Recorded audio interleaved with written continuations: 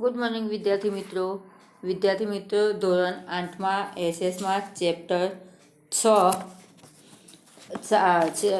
6માં વિદ્યાર્થી મિત્રો આપણે ગયા લેક્ચરમાં જોયું કે સ્ત્રી પુરુષનું માળખું, એની અંદર સ્ત્રીઓની ભારતમાં જોયું કે 1000 પુરુષોએ સ્ત્રીઓની સંખ્યા કેટલી છે, ગુજરાતમાં 1000 પુરુષોએ સ્ત્રીઓની સંખ્યા કેટલી છે. જ્યારે રેડ એલર્ટ એટલે કે સાવધાની રાખવી કેમ કહેવામાં આવી છે વિદ્યાર્થી મિત્રો, કે પુરુષોની સંખ્યામાં સ્ત્રીઓનું પ્રમાણ ઘટવા લાગ્યું છે. આના કારણે આપણે ગુજરાત સરકારે પણ બેટી બચાવો આંદોલન શરૂ કરી અને ભ્રૂણ હત્યા સામે કડક પગલાં લેવાનું શરૂ કર્યું છે.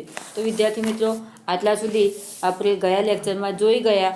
હવે પછી જોઈએ સાક્ષરતા અભિયાન એટલે કે ભણતર, અત્યારનું જે શિક્ષણ છે એ ક્યાં સુધી આગળ, અને વસ્તી અત્યારના આપણે જોયું આગળ વિદ્યાર્થી મિત્રો કે લોકો અત્યારના આપણા દેશમાં અને બીજા દેશોમાં પણ કે ભણવા પ્રત્યે લોકો કેટલા બધા સભાન થઈ ગયેલા છે અને બાળકો પ્રત્યે એટલી બધી કાળજી રાખે છે કે આપણા દેશમાં એમ તે નિરક્ષરતા કરતાં સાક્ષરતાનું પ્રમાણ વધવા લાગ્યું છે. તો જો વિદ્યાર્થી મિત્રો કે કોઈપણ દેશના વિકાસનો આધાર દેશના સાક્ષરતાના પ્રમાણ પર રહેલો છે. સાક્ષરતા એ વસ્તી ગુણવત્તા અને સામાજિક વિકાસતાને પામવાનો મહત્વનો માપદંડ છે અને દેશના આર્થિક વિકાસની ચાવી છે. તો શું કહે છે વિદ્યાર્થી મિત્રો કે કોઈપણ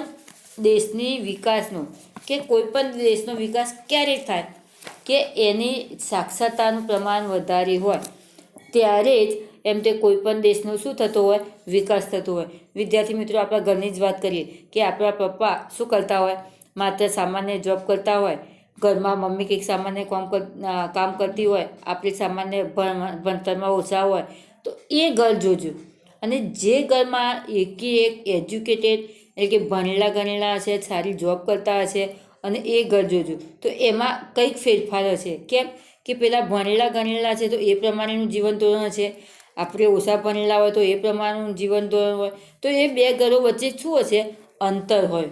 તો એ જ રીતે વિદ્યાર્થી મિત્રો આપણા દેશમાં પણ એવું છે કે આપણા દેશનો વિકાસ શાના પર આધારિત છે કે આપણા દેશમાં જો સાક્ષરતાનું પ્રમાણ એટલે કે ભણવાનું પ્રમાણ વધારે હોય, એટલે કે શિક્ષણનું પ્રમાણ વધારે હોય તો આપણા દેશમાં શું થાય, વસ્તીની ગુણવત્તા અને સામાજિક વિકાસને માપવાનો મહત્વનો માપદંડ કહી શકાય. કેમ કે વસ્તીની ગુણવત્તા એટલે કે વસ્તીમાં શું થાય, વસ્તીમાં ગુણવત્તા જળવાઈ રહે એટલે કે એનો વિકાસ થાય અને એની સાથે સાથે સામાજિક જે કાર્યો છે એમાં પણ એમ તે શું થાય, વિકાસ થઈ જાય. એટલે માપદંડ કે એ લોકો શું થાય, પોતાના શિક્ષણને કારણે એ લોકો એજ્યુકેટેડ પ્રમાણે પોતાનું જીવન ધોરણ જીવી શકે. અને દેશની આર્થિક વિકાસની ચાવી છે. એટલે કે આર્થિક વિકાસની ચાવી વિદ્યાર્થી મિત્રો શા માટે કહેવામાં આવી, એનું રીઝન એ જ છે કે શું થાય છે કે જે આપણા જો ભણેલા ગણેલા શિક્ષણ વર્ગ હોય તો દેશનો વિકાસ સારો થાય, અને દેશનો વિકાસ સારો થાય આના કારણે દેશની આર્થિક પ્રવૃત્તિ પણ સારી એવી ચાલે. 1991ની વસ્તી ગણતરી વખતે સાક્ષરતાનું માપદંડ નક્કી થયેલ છે. તે મુજબ 100 વર્ષથી વધુ વય જૂથની કોઈ પણ વ્યક્તિ કોઈ પણ એક ભાષા વાંચી લખીને સમજી શકતી હોય તે સાક્ષર કે અક્ષર જ્ઞાન ધરાવતી વ્યક્તિ ગણાય છે. જો વિદ્યાર્થી મિત્રો 1991ની વસ્તી ગણતરી અને સાક્ષરતાનો માપદંડ નક્કી થયેલ છે. એમ તે 1991માં વસ્તી ગણતરી કરી અને વસ્તી ગણતરીની સાથે સાથે સાક્ષરતા અભિયાન કર્યું. તો સાક્ષરતા અભિયાનમાં એમ તે ભણેલા ગણેલા કેટલા છે, તો એ મુજબ 100 વર્ષનું બાળક છે, 100 વર્ષનું વય જૂથ એટલે કે આપણે જોયું કે 0 થી 14 વર્ષ, તો 100 વર્ષનું બાળક હોય તો એ બાળકને કોઈ પણ એક ભાષામાં વાંચી લખી શકે એટલે કે માત્ર નામ બોલી શકે, સામાન્ય કાના માત્રવાળું લખી શકે. તો આ રીતે 100 વર્ષનું બાળક એમ તે સામાન્ય લખી વાંચી શકે તો તે સાક્ષર કે અક્ષર જ્ઞાન ધરાવતી વ્યક્તિ ગણાય.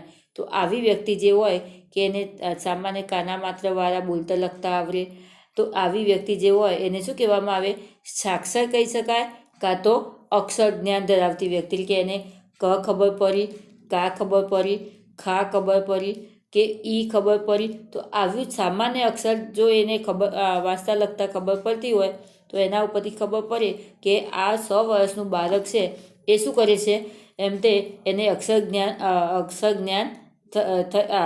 જ્ઞાન ધરાવે છે. ભારતમાં સાક્ષરતાનું પ્રમાણ ક્રમશઃ વધતું જાય છે, તે સારી બાબત છે. જો શું કહે છે, ભારતમાં સાક્ષરતાનું પ્રમાણ શું થાય છે, એમ તે વધતું જાય છે, કે શિક્ષણનું પ્રમાણ વધતું જાય છે એ ભારત માટે કેવી બાબત છે, સારી બાબત છે. હવે વિદ્યાર્થી મિત્રો, આપણે જોયું આગળ કે 10 વર્ષના ગાળામાં સાક્ષરતાનું પ્રમાણ પણ કેટલા ટકા છે તે જોવામાં આવે તો અહીંયા 1901માં કુલ 5.35% જેટલું સાક્ષરતા અભિયાન હતું. એમાં પુરુષોનું પ્રમાણ એમ તે 1901માં 9.83, જ્યારે સ્ત્રીઓનું પ્રમાણ કેટલું હતું, 0.60 હતું. 1911માં 5.92, 10.56 અને સ્ત્રીઓનું પ્રમાણ 1.05.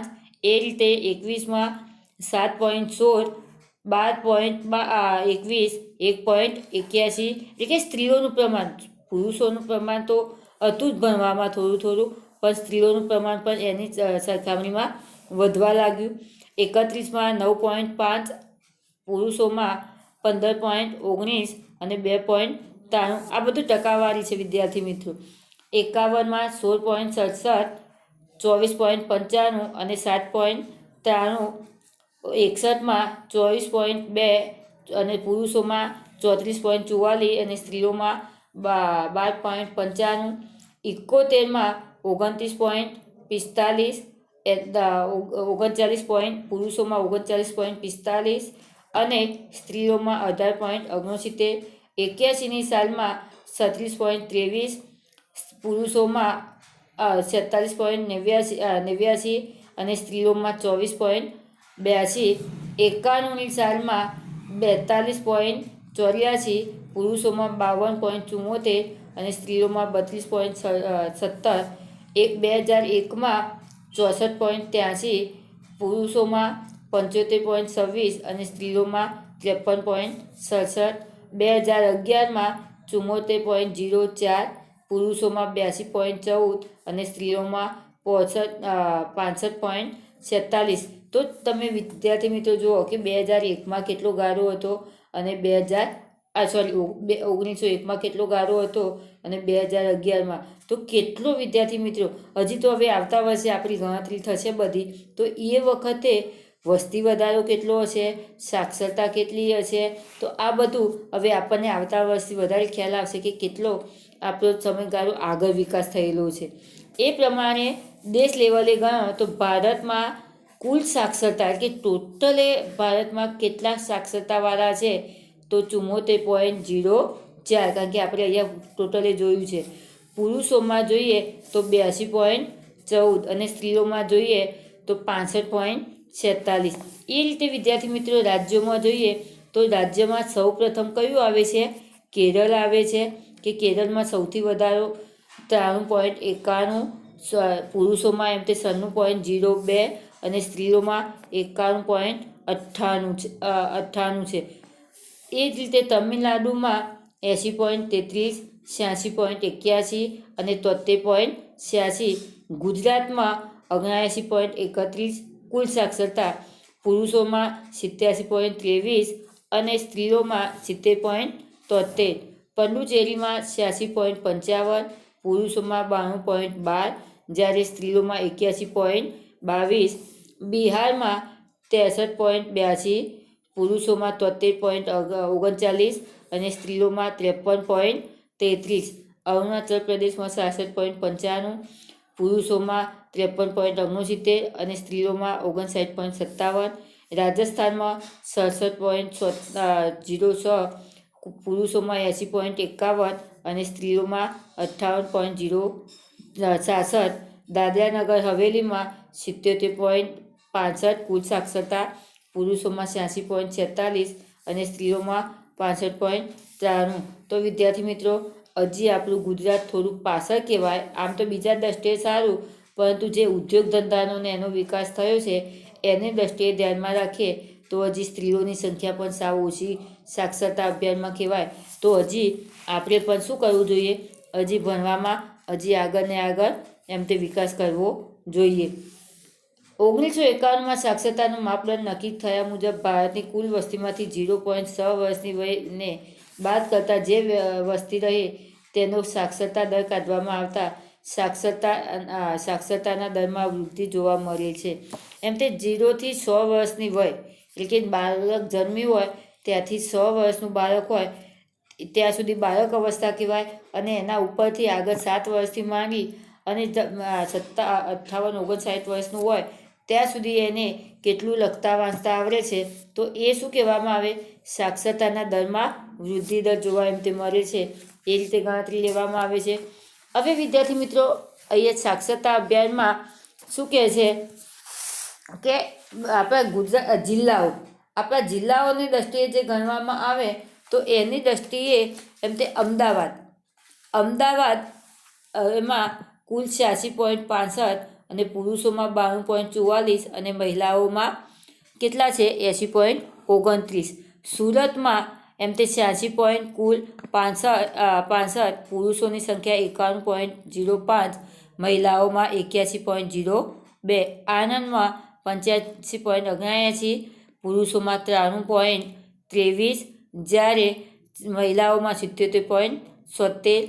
ગાંધીનગરમાં કુલ 85.73 અને પુરુષોમાં 73.59 અને મહિલાઓમાં 77.37, જ્યારે ખેડામાં કુલ 84.31, પુરુષોમાં 93.40 અને મહિલાઓમાં 70.67. તો વિદ્યાર્થી મિત્રો, આના ઉપરથી આપણને બાજુમાં પ્રશ્નો શોધવા કયા રાજ્યની સાક્ષરતા સૌથી વધુ છે? કયા રાજ્યની સાક્ષરતા સૌથી વધારે છે? તો ગાંધીનગર જિલ્લા કયાની આવે છે? સૌથી ટોટલી અહીંયા ટકાવારી કહેવામાં આવે, કયા રાજ્યની કહેવામાં આવી છે વિદ્યાર્થી મિત્રો? આ તો આપણો કયો છે, પરંતુ અહીંયા રાજ્ય આપેલું છે તો રાજ્યની દ્રષ્ટિએ કયો આવે છે? આપણો કેરળ રાજ્ય આવે છે. અને કયા રાજ્યની સાક્ષરતા સૌથી ઓછી છે? સાવ ઓછામાં ઓછી વિદ્યાર્થી મિત્રો ગણવામાં આવે તો બિહાર, કે બિહારમાં સૌથી ઓછી સાક્ષરતા છે. ભારતની કુલ સ્ત્રી પુરુષોની સાક્ષરતાનો દર કેટલો છે? ભારતની વિદ્યાર્થી મિત્રો ગણવામાં આવે તો ભારતની કુલ સ્ત્રી પુરુષોનો સાક્ષરતાનો દર કેટલો છે? એક મિનિટ, ભારતનો તમારે આવે તો 74.04 એટલો દર એમ તે ભારતનો છે. ગુજરાતમાં કયા જિલ્લામાં સાક્ષરતા દર સમાન છે? ગુજરાતમાં કયા જિલ્લામાં સાક્ષરતા દર સમાન છે? તો અમદાવાદ, સુરત, આ બંને જિલ્લાઓમાં સાક્ષરતાનો દર સમાન છે. એ સિવાય તમારો આણંદ અને ગાંધીનગર એમાં પણ કેવું છે? ટકાવારી પ્રમાણે સમાન છે, કારણ કે ખાલી પોઈન્ટમાં જ ફેરફાર છે, બાકી સમાન છે. ઓછી સાક્ષરતા હોવાના કયા કારણો હોઈ શકે તે વિચારી લખો. ઓછી સાક્ષરતાનો દર કયા કારણે હોઈ શકે એ આપણને કહેવામાં આવે છે.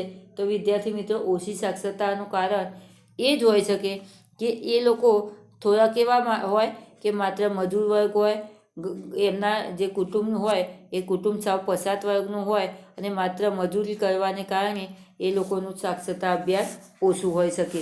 હવે વ્યવસાયિક માળખું. દેશની કુલ વસ્તીમાંથી વિવિધ વ્યવસાયમાં રોકાયેલા લોકોને વ્યવસાય જૂથમાં સમાવી શકાય છે. તેમાં કામ કરનાર જૂથ, કામ નહીં કરનાર જૂથ એમ બે ભાગમાં પડે છે. શું કહે છે? વ્યવસાયિક એટલે કે જે કામમાં રોકાયેલા હોય, કામમાં મસ્ત થયેલા હોય, એકને શું કહેવામાં આવે છે? એને વ્યવસાય જૂથમાં સમાવી શકાય. એને બે પ્રકારે, એક કામ કરનાર જૂથ અને બીજું કામ નહીં કરનાર જૂથ. દેશમાં ઝડપથી થતા ઔદ્યોગિકરણથી કામ કરનાર જૂથ વધતું જાય છે.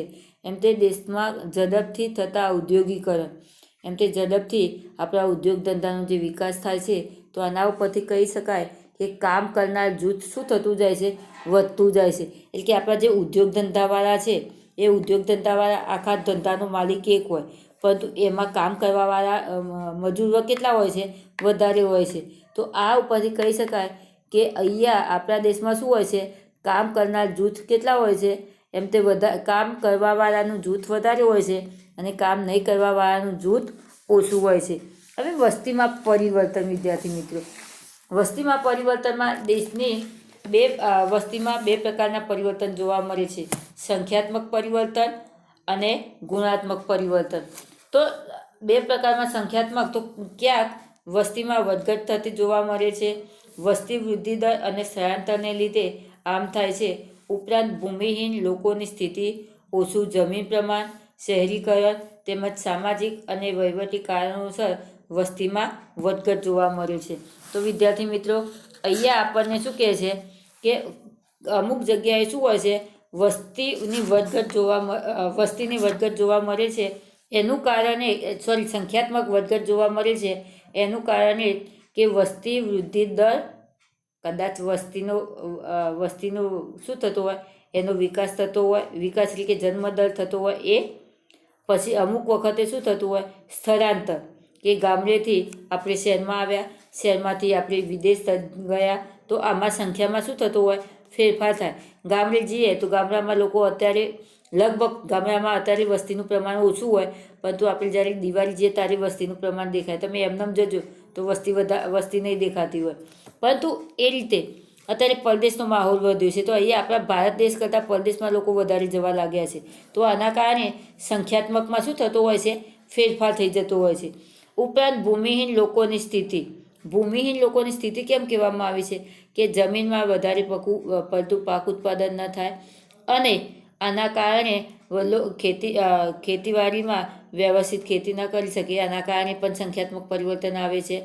ઓછું જમીન પ્રમાણ, ઓછી જમીન હોય અને તો એના કારણે ભરણ પોષણ વ્યવસ્થિત થઈ શકે નહીં. તો આના કારણે પણ તે લોકો શહેરી તરફ વળે છે. અને એની સાથે સાથે સામાજિક અને વહીવટી કારણોસર વસ્તીમાં વધઘટ થાય છે. સામાજિક રીતે અને વહીવટી કારણોસર પણ તે શું થતું હોય છે, એમાં વસ્તીમાં વધઘટ થતી જોવા મળે છે. હવે ગુણાત્મક રીતે વસ્તીમાં પરિવર્તન કેવી રીતે આવે છે? વિદ્યાર્થી મિત્રો, પરીક્ષામાં પ્રશ્ન આવે કે વસ્તીમાં પરિવર્તન કેવી રીતે આવે છે? તો બે રીતે, સંખ્યાત્મક રીતે અને ગુણાત્મક રીતે. તો સંખ્યાત્મક રીતે જોયું. હવે ગુણાત્મક રીતે જોઈએ તો વ્યક્તિના વિચાર અને સ્વભાવ, રહેણીકરણી, જીવનશૈલીમાં આવતું પરિવર્તન એ ગુણાત્મક પરિવર્તન છે. તેની પાછળ ખંત, ઉદ્યમ, રાષ્ટ્રીય ભાવના, ઉત્સાહ, સાહસ વગેરે જવાબદાર કારણો છે, જેનાથી વ્યક્તિના વૈચારિક, સામાજિક, સાંસ્કૃતિક જીવનમાં કેટલાક પરિવર્તનો થાય છે. તો અહીંયા વિદ્યાર્થી મિત્રો એમ કહેવા માગે છે કે ગુણાત્મક રીતે વ્યક્તિના વિચારો, કે વ્યક્તિ પોતે કેવા વિચારનો છે તે, એનો સ્વભાવ કેવો છે તે, એની રહેણીકરણી કેવી છે તે, એનું જીવનશૈલી કેવું છે. તો આ બધાને કારણે એનામાં શું થતું હોય, એનામાં એની અંદરના ગુણોમાં શું થતું હોય છે, પરિવર્તન આવતું હોય છે. કારણ કે વિદ્યાર્થી મિત્રો, આપણો સ્વભાવ એક તો આપણા બાજુમાં રહેતા મિત્ર સર્કલ, રહેણીકરણી બાજુની અને જીવનશૈલી, તો આ બધાને કારણે તે ગુણાત્મક પરિવર્તન આવે. અને એની પાછળ મેઇન પોઈન્ટો કયા છે? ખંત અને ઉદ્યમ એટલે કે મહેનત. ખંત એટલે કે આપણાની અંદરની હોશિયારી, ઉદ્યમ એટલે મહેનત, રાષ્ટ્રીય ભાવના એટલે કે આપણામાં દેશ લેવલની કેવી ભાવના છે તે, ઉત્સાહ, કામ કરવાનો કેવો ઉત્સાહ છે તે, સાહસ, આપણે કામ કરવા માટે કેવું સાહસ કરીએ છીએ તે. આ બધા કારણોસર પણ ગુણાત્મક પરિવર્તન આવે છે, જેનાથી વ્યક્તિના વૈચારિક, સામાજિક, સાંસ્કૃતિક જીવનમાં પણ કેટલાક પરિવર્તનો થાય છે. હવે ધાર્મિક જૂથ. ભારતમાં સર્વધર્મ સમભાવ ધરાવતો દેશ છે. તેમાં દરેક ધર્મની પ્રજા વસે છે, જેમાં હિન્દુ ધર્મની પ્રજા સૌથી વધારે છે. આપણે વિદ્યાર્થી મિત્રો પહેલા શેમાં પણ જોયું કે ભારતમાં સર્વધર્મ, કે ભારતમાં અનેક જાતિના લોકો વસે છે, પરંતુ બધા કેવા સંભાવથી બધા એક થઈને રહેતા હોય છે. એમાં તે હિન્દુ ધર્મની પ્રજા, હિન્દુ ધર્મ પાળનારી પ્રજા સૌથી વધારે ભારતમાં છે. ત્યાર પછી ક્રમશઃ ઇસ્લામ, ખ્રિસ્તી, શીખ, બૌદ્ધ, જૈન, જરથોસ્ત્રી ધર્મ પાળતા લોકો વધારે છે. તો આપણા દેશમાં હિન્દુ તો છે, પરંતુ હિન્દુ પછી બીજા બધા જે ઇસ્લામ, ખ્રિસ્તી, શીખ, બૌદ્ધ ધર્મ, જૈન ધર્મ જેવા બધા જે છે, તો આ બધા જે જૈન ધર્મ પાળતા લોકો છે, પરંતુ બધા કેવા છે? સર્વ ધર્મ સમભાવ, કે બધા એક સમાન થઈને રહેતા હોય છે. હવે ભાષા જૂથ. તો ભારત ઘણો વિશાળ અને વિવિધતા ધરાવતો દેશ છે. તેમાં અનેક ભાષાઓ અને બોલીઓ બોલાય છે. એમ તે જેટલા ધર્મો જેટલી વસ્તી એટલા શું હોય છે, એટલા ધર્મો પરાય છે. એટલી ભાષા પણ આપણા દેશમાં બોલાય છે. બંધારણ મુજબ હાલ 22 માન્ય ભાષાઓ છે. એમ તે બંધારણ મુજબ હાલ આપણા દેશમાં કેટલી ભાષાઓ બોલાય છે? 22 ભાષાઓ આપણા દેશમાં બોલાય છે. એમાં સૌથી વધારે હિન્દી અને અંગ્રેજીને વહીવટી ભાષાનો દરજ્જો આપવામાં આવેલ છે. એમ તે આપણી રાષ્ટ્રીય ભાષા જે હિન્દી છે તે, અને વહીવટી રીતે એમ તે અંગ્રેજી ભાષાને શું આપવામાં આવ્યું છે? દરજ્જો આપવામાં આવેલો છે. તો આના કારણે આપણા દેશમાં મુખ્ય કેટલી ભાષાઓ અત્યારે ગણવામાં આવે? હિન્દી અને અંગ્રેજી. પરંતુ બંધારણ મુજબ 22 ભાષાઓને શું આપવામાં આવ્યું છે? માન્ય ભાષાઓ ગણવામાં આવી છે. ભારતમાં ભાષાવાર રાજ્યોની રચના થયેલી છે. એમ તે ભારતમાં ભાષાવાર, કારણ કે આપણે ગુજરાતમાં કેમ ગુજરાતી ભાષા બોલાય છે, મહારાષ્ટ્રમાં મરાઠી ભાષા બોલાય છે, રાજસ્થાનમાં રાજસ્થાની ભાષા બોલાય છે. તો એ જ રીતે વિદ્યાર્થી મિત્રો આપણા દેશમાં કેટલી ભાષાઓને માન્યતા આપવામાં આવી છે? 22 ભાષાઓને માન્યતા આપવામાં આવી છે. હવે આરોગ્ય જૂથની ગણતરી કરીએ તો માનવીનું આરોગ્ય એટલે કે શારીરિક, માનસિક, આર્થિક, સામાજિક અને આધ્યાત્મિક તત્વ સાથેની સમૃદ્ધિને આરોગ્ય કહી શકાય. એમ તે માનવીનું આરોગ્ય, આપણું શરીર કેવું હોવું જોઈએ? તો શારીરિક રીતે, માનસિક રીતે, આર્થિક રીતે, સામાજિક રીતે અને આધ્યાત્મિક રીતે. શારીરિક રીતે એટલે કે શરીર લેવલે, માનસિક રીતે એટલે મનના વિચારો લેવલે, આર્થિક એટલે કે પૈસે ટકે લેવલે, સામાજિક એટલે કે સામાજિક સમાજમાં આપણે જે રીતે વર્તન થતું હોય એ રીતે, અને આધ્યાત્મિક એટલે કે આપણે ધર્મ બાબતે આપણું જે વિચારસરણી હોય, આ તત્વોને કારણે સાથેની સમૃદ્ધિને આરોગ્ય કહી શકીએ છીએ. ઉત્તમ કક્ષાનું આરોગ્ય રાષ્ટ્રના વિકાસની પ્રક્રિયાને ઝડપી બનાવે છે. એમ તે સૌથી ઉત્તમ પ્રકારનું આરોગ્ય કયું કહેવાય? કે રાષ્ટ્રના વિકાસની પ્રક્રિયા, કે આપણો દેશ આગળને આગળ પ્રગતિ કરતો રહે. તો આના કારણે એમ તે શાના કારણે થાય છે? એ આરોગ્યના જૂથના કારણે, કે આપણા દેશમાં જો આરોગ્ય લોકોનું સારું એવું જળવાયેલું હોય બધી રીતે, તો આના કારણે આપણા દેશનું શું થતું હોય છે? ઝડપી વિકાસ થતો હોય છે. હવે રાષ્ટ્રીય વસ્તી નીતિ તો દેશની વસ્તી એ જ દેશની શક્તિ છે. એમ તે દેશના ટોટલી જે વસ્તી છે એ જ આ દેશની શક્તિ કહેવામાં આવે. માત્ર પૈસો હોય તો દેશની શક્તિ કહેવામાં આવે નહીં. માનવ સંસાધન શિક્ષિત અને તાલીમબદ્ધ, તંદુરસ્ત અને શક્તિશાળી હશે તો જ દેશનો વિકાસ થઈ શકશે. શું કહેવામાં આવે છે વિદ્યાર્થી મિત્રો અહીંયા? કે માનવ સંસાધન, આપણે પહેલો ચેપ્ટરનો પોઈન્ટ જ છે કે માનવ સંસાધન, કે જો આપણામાં ટોટલી વિકાસ હોય અને શિક્ષિત વર્ગ હોય અને તાલીમબદ્ધ, તંદુરસ્ત અને શક્તિશાળી લોકો હોય તો જ એમ તે દેશનો વિકાસ થઈ શકે. એ સિવાય દેશનો વિકાસ થઈ શકે નહીં.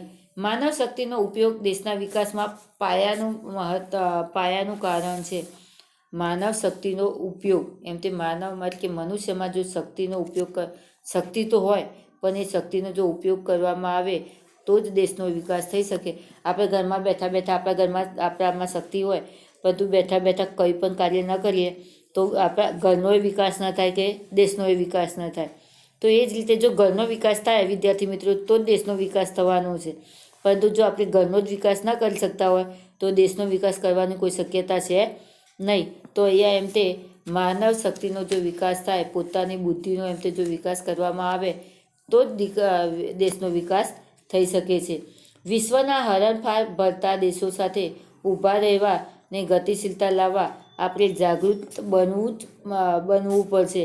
એમ તે વિશ્વના હરણફાળ દેશો એટલે કે વિશ્વમાં જે દેશો છે બધા, એ દેશો આગળ ને આગળ કંઈક ના કંઈક સંશોધન કરી અને પ્રગતિ કરતા જ હોય છે. તો એમની સાથે કદમ મિલાવી અને જો આપણે ચાલવું હોય તો આપણે પણ આપણા દેશને આગળ લાવવા માટે શું કરવું પડશે? જાગૃતિ. આપણે લોકોને હિન્દુસ્તાનને આગળ લાવવા માટે શું કરવું પડશે? આપણા લોકોને એમ તે હરણફાળ રીતે પ્રગતિ કરવી પડશે અને દેશની સમૃદ્ધિમાં માનવ શક્તિના મૂલ્યને પ્રાધાન્ય આપવું પડશે અને આપણે પ્રગતિશીલ લઈ દેશનો વિકાસ કરવો પડે અને પ્રગતિશીલ દેશનો વિકાસ સાથે માનવ શક્તિના મૂલ્યને પ્રાધાન્ય આપવું પડે કે માનવમાં રહેલી જે શક્તિ, એનામાં રહેલી જે બુદ્ધિ, એનામાં રહેલો જે વિકાસ છે એને શું કરવું પડશે? પ્રાધાન્ય એટલે કે એને વિકાસ કરવો પડશે. દેશના વિકાસને અવરોધતા પરિબળોને નિયંત્રિત કરવા પડશે. તેથી જ વસ્તી વિસ્ફોટનું નિયંત્રણ કરવા 1951થી નક્કી થયેલી વસ્તી નીતિને અસરકારક અમલમાં મૂકવી જ રહી. એમ તે શું કહે છે? દેશના વિકાસને અવરોધતા પરિબળો, એમ તે આપણા દેશમાં જે અવરોધ કરતા પરિબળો છે કે આપણા દેશનો જે વિકાસ થાય એ વિકાસ માટે અવરોધ કરતા જે પરિબળો હોય એને નિયંત્રણમાં લાવવા પડે અને વસ્તી વિસ્ફોટનું નિયંત્રણ કરવા માટે 1951માં જે વસ્તી નીતિને અસરકારક અમલમાં મૂકવી જ રહી. એમ તે વસ્તી નીતિને કે વસ્તીને નિયંત્રણમાં રહી અને વસ્તીને શું કરવું પડે કે પોતે પોતાની રીતે એમ તે દેશ માટે શું કરી શકે છે એ અને એના માટે જે નિયમો કરેલા હોય એ નિયમોનું પાલન બધાને કરવું જ પડે. વસ્તી નીતિના ભાગ રૂપે યોજનાઓની જેવી કે પોષક આહાર યોજના, માતા શિશુ સંભાળ ને સારવાર, સ્વચ્છ પાણી, સારા આરોગ્ય કાર્યક્રમ, બાળ અધિકારોનું રક્ષણ જેવા અભિગમને વેગવાન બનાવવા પડશે. એમ તે વસ્તી નીતિના ભાગરૂપે જે અસરકારક અમલ મૂકવી પડશે. એમાં કયા કયા નિયમો છે? તો પોષક આહાર યોજના, પોષક એટલે કે બાળકો જે છે એ બાળકોને પૂરતા પ્રમાણમાં ખોરાક મળવો જોઈએ. માતા શિશુ સંભાળ, માતા પોતાના બાળકને વ્યવસ્થિત સંભાળી શકે છે કે નહીં, તેને સારવાર આપી શકે છે કે નહીં તે જોવું પડે. સ્વચ્છ પાણી, એમ તે ચોખ્ખું પાણી બધાને પીવાલાયક મળી રહે છે કે નહીં તે.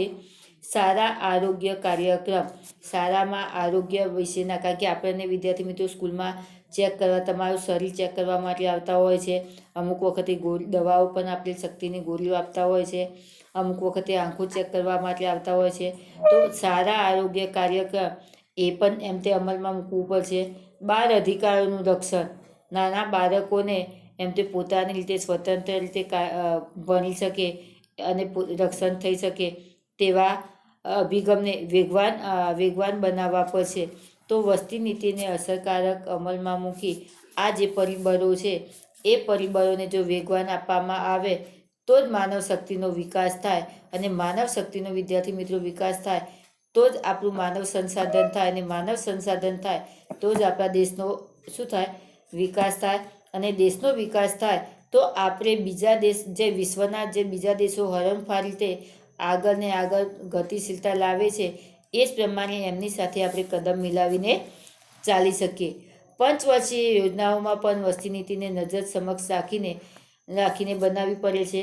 આપણે તેમાં જાગૃત બની સહકાર આપી આપણું યોગ્ય પ્રદાન અદા કરવા કટિબદ્ધ બનીએ. સ્વચ્છ ભારત, સમૃદ્ધ ભારત, શારીરિક માનસિક સમૃદ્ધિ નાગરિક એ જ સમૃદ્ધ દેશ. ઓછા બાર, જય ગોપાલ, હમ દો હમારે દો, નાનું કુટુંબ સુખી કુટુંબ. તો વિદ્યાર્થી મિત્રો આવા સૂત્રો આપી અને આપણા દેશને શું કરવામાં આવે છે? વિકાસ કરવામાં આવે છે.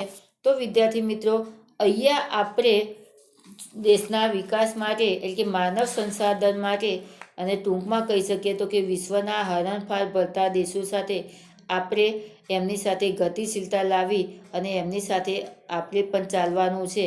તો એના માટે આપણે માનવ સંસાધન એટલે કે વસ્તી ગણતરી, વસ્તીને કાબૂમાં લેવી, જન્મદર, મૃત્યુદર, એના પછી સાક્ષરતા અભિયાન.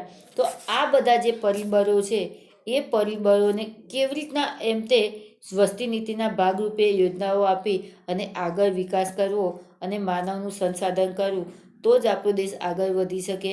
તો એના માટે જે આપણને આવા સૂત્રો આપેલા છે એ સૂત્રો ધ્યાનમાં રાખી અને આપણે પણ વિશ્વના દેશોની જેમ આપણે પણ પ્રગતિ કરી અને આપણા દેશને આગળ વધારીએ.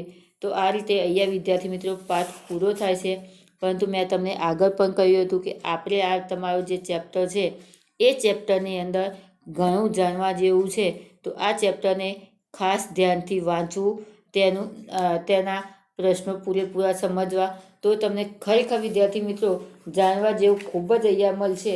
અને એ તો પણ તમારા નોલેજમાં વિદ્યાર્થી મિત્રો વિકાસ થશે. તો ખાસ તમારે અહીંયા આ ચેપ્ટર વાંચી એના પ્રશ્નો કાળજીપૂર્વક ધ્યાન લેવા. અને વિદ્યાર્થી મિત્રો તમને ગાઈડમાં 104 પેજ ઉપર આપણા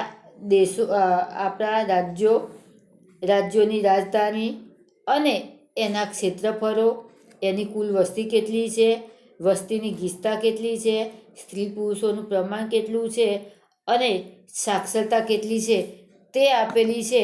તો એ પણ ધ્યાનથી જોવું અને એના આંકડા પણ તમારી કાળજીથી સમજવા, કે જેથી કરી અને આગળ પણ કોઈક વખતે સમજવાનું આવે તો ખ્યાલ આવે. વિદ્યાર્થી મિત્રો આપણું ચેપ્ટર પૂરું થાય છે. આગળનું ચેપ્ટર આવતા લેક્ચરમાં ચાલુ કરીશું. ધન્યવાદ.